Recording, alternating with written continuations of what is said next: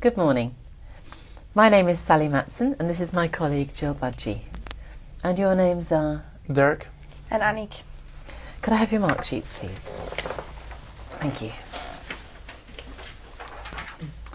First of all, we'd like to know something about you. Where are you from, Dirk? I'm from Holland. I'm from Haarlem. It's near to the west coast of Holland.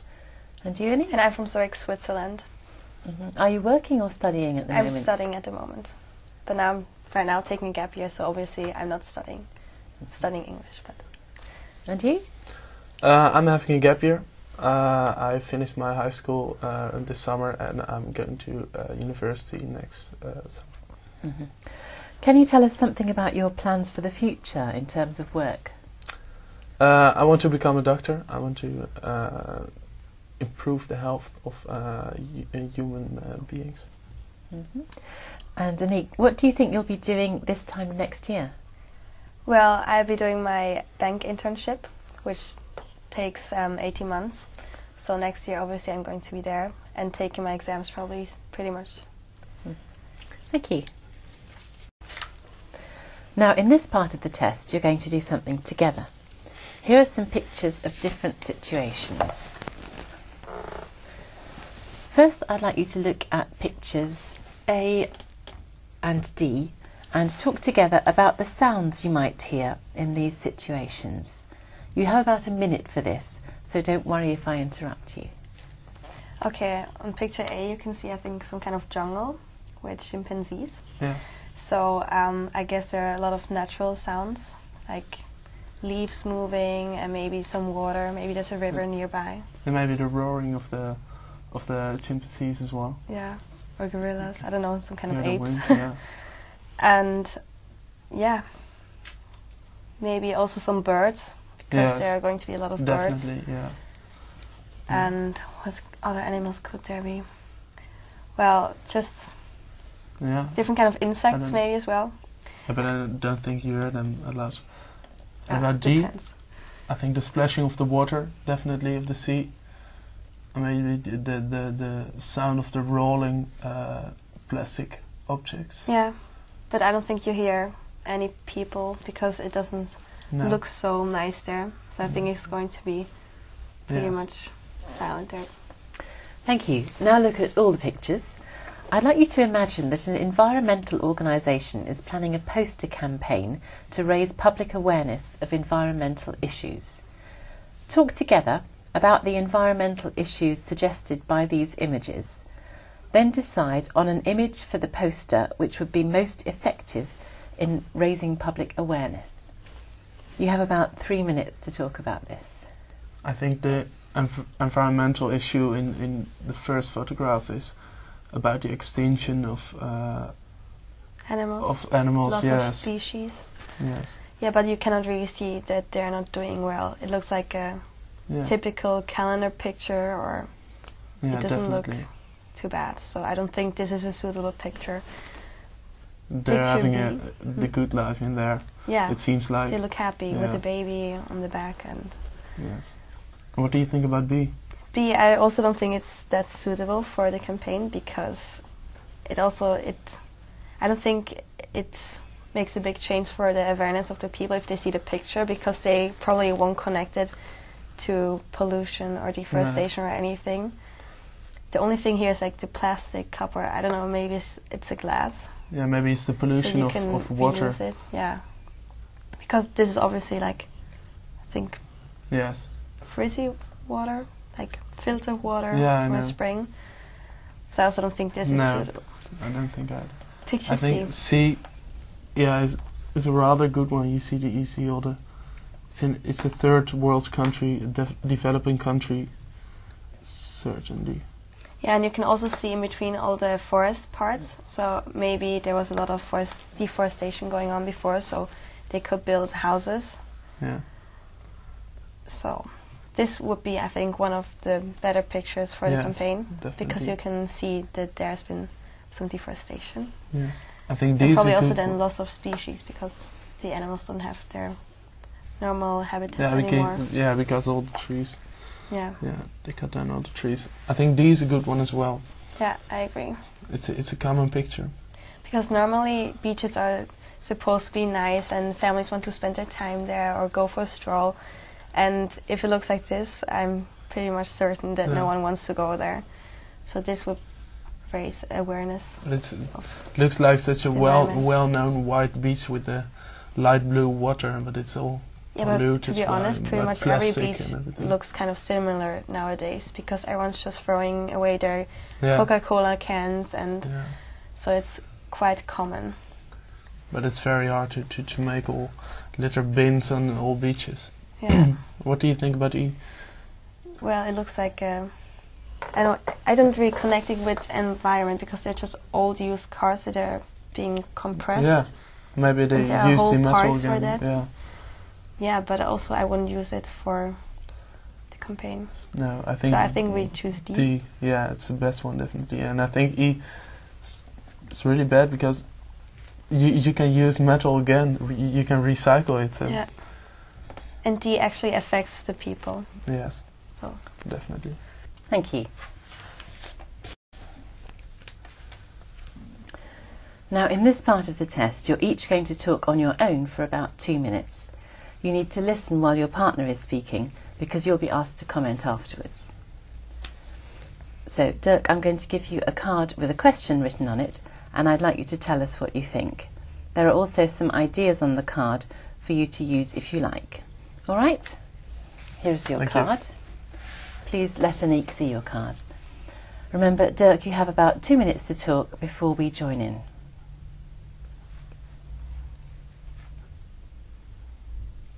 How important is it to make long-term plans? I think in personal life it's quite important to make long-term plans because you're able to know what you want to become when you're old and what you want to earn for money and what you want to do for the community, for your country. I think in talking in shorter terms, it's good to know what you want to do this year. It's long term as well, but it's a short term. In work, school, it's really for yourself important to know what you want to do after school, so you have good grades in certain subjects, so that you will be able to show other people after school that you like the things that you're good in. In government, it is of course very important to make long-term plans. If we look at the whole Euro crisis, now they all didn't make such good plans to see if the credibility of the countries was right before they entered the euro. So it's really important to look to certain aspects in parts of the community in government. Thank you. Why do some people prefer not to plan ahead? Well, some people want to be spontaneous, and I also think that's actually a quite good idea to sometimes just say, let's pack a suitcase with, let's say, a bikini and some trousers, and then let's go to the airport and just pick one flight wherever it takes us. So I think this is also quite good. But I think when it comes to important things like planning a family, it's very important that you plan ahead to have a good job so you're financially stable. So it depends. You cannot always be spontaneous. What do you think? I think it's for most people just laziness not to make long-term plans. I think it's they don't want to think about it, and that's the reason they don't think about it. Thank you. Now, Aniek, it's your turn to be given a question. Here's your card.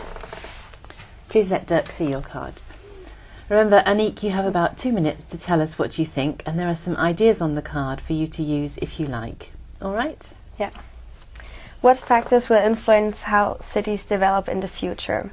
That's a very good question, because I think because of the rising population nowadays, that's very important right now to think about the future. So when it comes to population, we can definitely see that there's going to be more people in one city. So probably they have to build more houses, higher houses, build more skyscrapers. People are going to live in much smaller spaces. And also I think the living standard is going to get a bit down, because you probably won't be able to have a garden and your own house. You will just share a small flat, probably in the big cities. Also, you have to deforest forests in order to make space for buildings. So I think the cities are just going to get more packed with buildings, and the nature or the sceneries are going to suffer from that. And financially, well, they could develop in different ways. I think everything is getting more expensive every day because the resources are getting rarer. And yeah, I think also the price of water is going to raise, and energy and the fuel, obviously. And yeah, just like things like petrol. And climate, well, we're experiencing global climate changes, global warming. But I think not every city is affected so far. So probably in the jungles or like rainforests, the seasons are not really going to change because they're always at the equator. But other cities, like, not really cities, but let's say the Antarctica, I think all the ice shelves are going to melt at some point, and then just the animals are going to suffer, and also the people there. Thank you. Is it important to preserve old buildings in cities? I think so, because if you want to have the old scenery that we had in the early days, many people used to